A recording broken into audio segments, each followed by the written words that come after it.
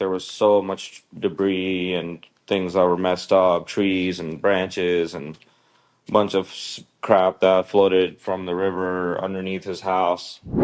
His house sits on steel beams, so the entire underside of his house was completely full of stuff, let alone 3, 4 feet of water, inside of his home. The structure and like overall the property it's like a night and day difference. We engaged in these projects, so we're trying to get funds together. We're trying to get volunteers together, skilled contractors together, people that can give up some time.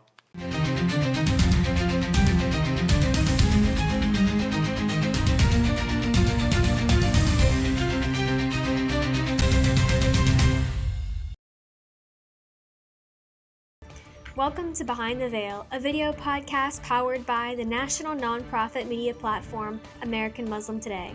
Faraz Ahmad, the owner and founder of Lone Star Legacy Contracting, brought his construction equipment from Dallas to the flood site in Central Texas to assist Texas State Rep Josie Garcia with the cleanup. Basically, I've been here for almost 3 weeks now.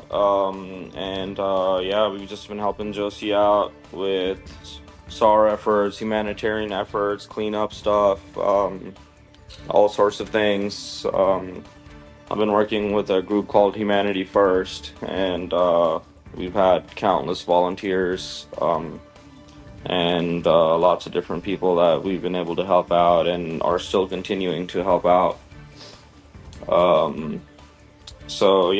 We've done all sorts of stuff. We've been supporting, Josie's teams. There's been all sorts of different departments and things like that set up. So we've just been assisting wherever we can. More importantly, we have a couple of projects that we need some assistance with, financially and physically. Time is of the essence on these projects, so we're trying to gain some traction and some immediate support. Basically, one day we were at the VFW, and some lady came by looking for some cleaning supplies, and I've essentially asked her, kind of like what she needed those for. She was just grabbing some bleach and some mops and stuff.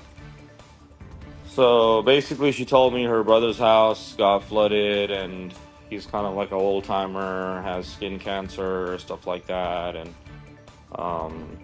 he doesn't like that's like his forever house. That's kind of all he has. So she showed me pictures and videos, and it was completely devastated. There was like 3, 4 feet of river mud water that ran through his house. So it was really beyond a situation where mops and bleach would help.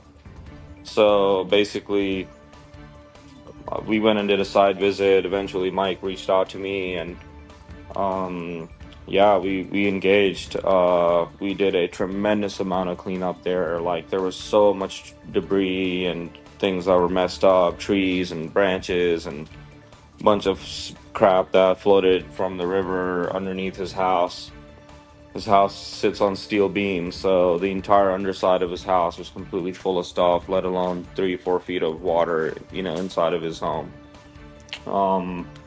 Mike has done every possible different type of job and career you can think of, and he's a very interesting guy. So just his personal contents alone in this house were priceless items. It was like a museum essentially in his house.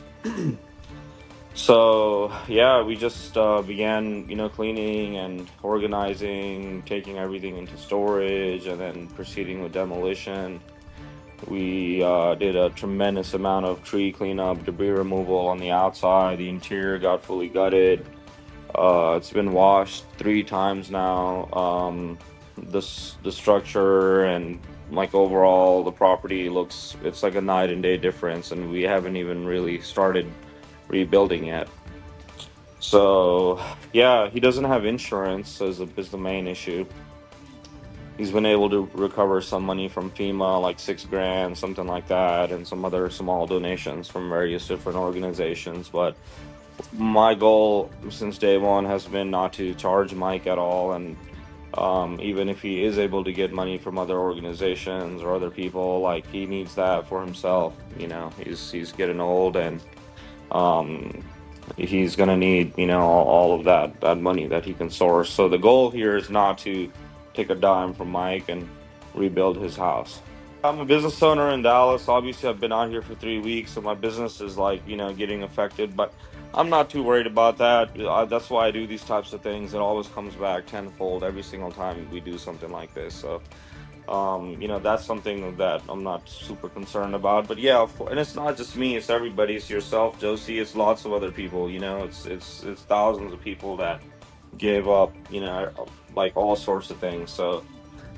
Um, yeah, my main concern before I get back to my own business is still I haven't been able to leave this place until I tell these people that we already engaged with that, we're not letting them go. We're not giving up, So, if I left a week ago when everybody else did, then these people, Mike and these other two ladies, they would have been devastated. They would have been lost and back to where they were right when the flood happened.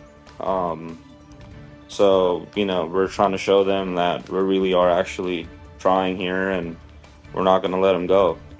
We got some equipment and stuff rented from Dallas, and the tabs are starting to rack up. We were way over budget than what we originally planned for, so I need to get back and return all those items and reconcile a little bit with my organization and regroup a little bit, catch up with work and stuff. So I should be back in town today or tomorrow.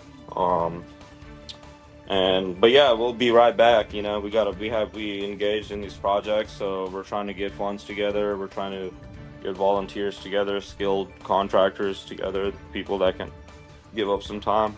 That's it for now.